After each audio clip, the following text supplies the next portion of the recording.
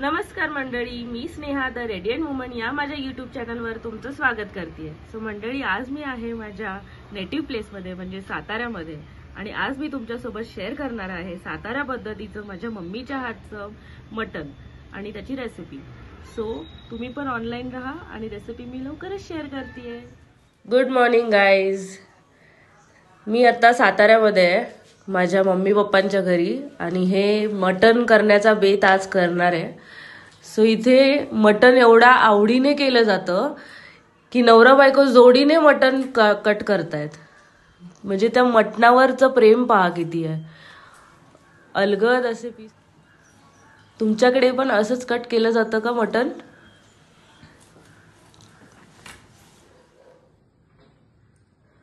हळद आणि मीठ टाकलंय थोडं. किती वेळ मॅरिनेशन होणार ह्याचं? अर्धा तास. अर्धा तासासाठी हळद आणि मीठ टाकलेलं आहे. सो हे चांगलं मॅरिनेट होणार. आता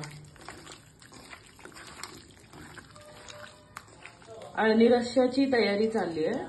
सो 2 कांदे चिरून तेलामध्ये तेजपत्त्यासहित टाकले आणि हे आपलं मगाशी मॅरिनेट केलेलं मटण छान मॅरिनेट झालेलं आहे.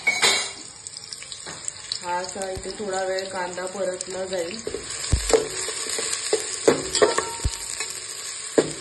हा असा बाहेरचा व्ह्यू आहे इथून किचनच्या खिडकीमधून आणि हा आपला असा मस्त कांदा परतला जातोय. छान सोनेरी होऊ द्यायचा आहे. हा असा छान सोनेरी रंग आलाय कांद्याला. आता ह्याच्यामध्ये आपलं मॅरिनेट केलेलं मटण टाकणार आपण.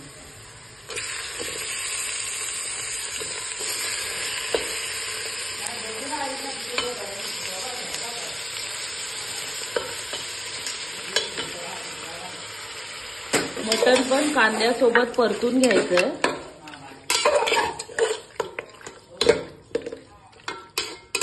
हे बघा छान मटण परतले. आता झाकण ठेवायचंय थोडा वेळ आणि झाकण ठेवता क्षणी त्याच्यावर थोडा वेळ पाणी टाकणार आपण. थोडं पाणी झाकणावर ठेवणार कारण थोडी जेव्हा वाफ तयार होईल मटणाची तेव्हा ते छान वाफेमध्ये मऊ होईल. मटण आपण ठेवलंय सध्या वाफलवण्यासाठी. मधून मधून झाकण काढून आपण थोडं हलवायचं त्याला राहून छान टोपामध्ये हे शिजतं आणि असं टोपात शिजलेल्या मटणाची चव कुकरमध्ये शिजलेल्या मटणाच्या चवीपेक्षा जास्त छान असते मंडळी. मटण आपलं छान मीडियम गॅसवर उकळतंय. छान बॉईल होतंय. नॅचरली पाणी सुटलंय. नॅचरली म्हणजे वाफेवर जे आपण ठेवलं होतं ह्याच्यामध्ये अजिबात पाणी टाकलं नव्हतं. तर हे वाफेवरच त्यामध्ये पाणी सुटलंय मटणला. आणि जे आपण प्लेटवर पाणी ठेवलं होतं ते बघा ते तसंच आहे. त्याच्यात थोडासा कांदा मिक्स झालाय. बट ठीक आहे, हे नंतर पाणी पुन्हा आपल्याला ऍड करायचं आहे. सो इथे आपण सुकं खोबरं भाजून घेतलंय आणि एकीकडे आपण जिरं आणि सफेद तीळ आणि थोडेसे काजू हे पण भाजून घेतलंय. आणि आता सध्या कढईमध्ये आपण कांदा आणि टोमॅटो परततोय. म्हणजे आपण छान खरपूस भाजणार आहोत सोनेरी रंग येईपर्यंत.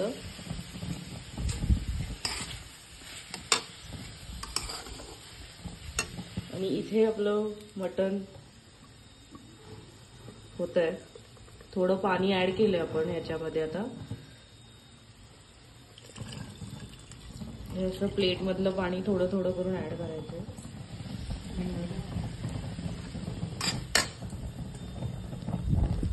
बाहेरचं वातावरण बघू शकता तुम्ही. ती मस्त प्लेझंट वातावरण आहे आणि छान हवा सुटली आहे.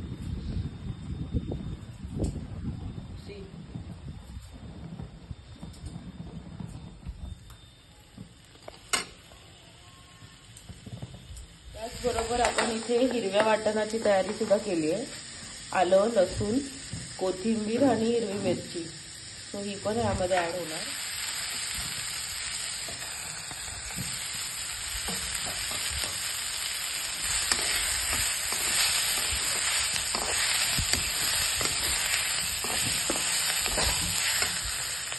मटण छान शिजलंय आणि हे आपण थोडंसं अळणी रस्सा काढलाय बाजूला, कारण मी फार तिखट खात नाही.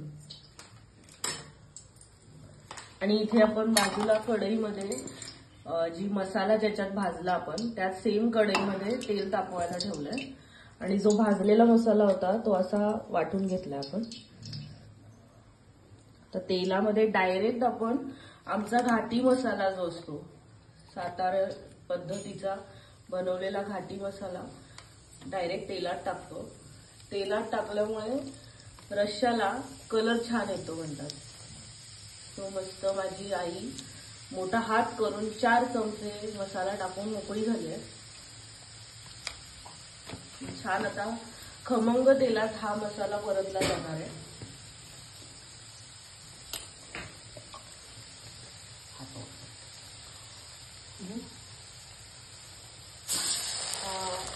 आपलं वाटण जे आहे ते तेलात सोडलंय.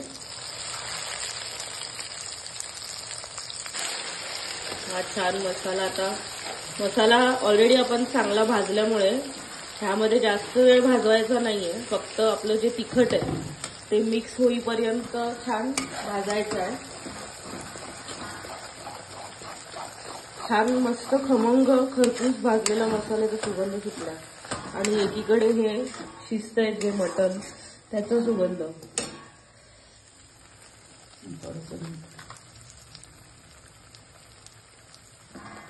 चवीनुसार मीठ मसाल्यामध्ये, कारण आपण अळणी रश्श्यामध्ये मीठ ऑलरेडी टाकलं होतं मॅरिनेशनच्या वेळेला, तर मसाल्यापुरतं. आणि धना जिरा पावडर माझी आईची सवय अंदाजे टाकण्याची. ह्यांना कोणतंही प्रमाण विचारा त्या अंदाजे टाका असंच सांगणार.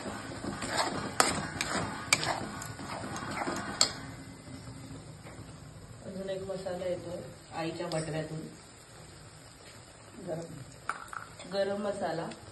सॉरी मी त्याचं ब्रँड नाही सांगू शकत, कारण तो आम्ही मनाला येईल तसा मसाला मार्केटमधून आणून स्टोर करून मग तोच वापरतो.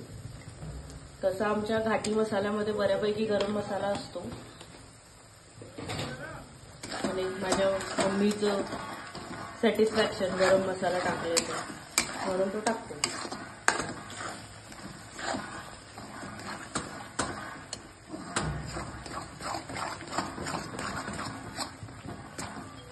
छान मसाला कलर दिसतोय, मिक्स झालाय, छान रंग आलेला आहे. तो मसाल्याला आपल्याला जो तेल सुटतोय ते साईडने तुम्ही बघू शकता, छान तेल सुटलंय. आता मसाला छान भाजलाय. आता हा मसाला आपण ट्रान्सफर करणार आहोत डायरेक्ट आपलं मटण शिजत असलेल्या टोपात. खूप सावकाश करायचे कारण हे सगळं गरम आहे.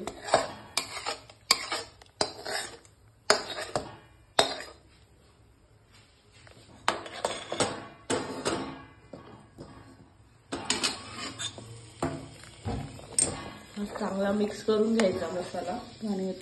आणि साईडला आपण जी कढईमधून मसाला टाकला तर त्यात जे आपण वाटण केलं होतं ज्या भांड्यात, त्या भांड्यात पाणी ऍड करून ह्याच्यात मिक्स करायचंय आणि हे पाणी गरम होऊ द्यायचंय. सो हेच पाणी आपलं जाणार आहे उरलेल्या रश्श्यामध्ये, म्हणजे आपली ग्रेव्ही बनवण्यासाठी. मला छान उकळी आली आहे आणि आपण जे पाणी गरम केलं होतं कढईत ते आपण इथे ऍड केलंय. सो बेसिकली सातारी पद्धतीचा जो रस्सा असतो तो पातळच असतो. याची ग्रेव्ही असते ती थिक नसते. आम्हाला पातळ रस्साच आवडतो. आणि मस्त छान आता उकळी येणार आहे. मग काय आपलं मटण रेडी आहे. वरून थोडीशी कोथिंबीर टाकणार आणि झालं खाण्यासाठी तयार. अशी छान मटणाला आपल्या उकळी आली आहे. आता मस्त वरून मी कोथिंबीर टाकते, टोकन ऑफ ॲप्रिशिएशन म्हणून. सगळं तर मम्मीनेच केलंय आमच्या. अशी भरभरून कोथिंबीर टाकायची आहे, अजिबात कंजूसी करायची नाही आपण. सो अजून 5-1 मिनिटं फक्त उकळ काढायची आपल्याला.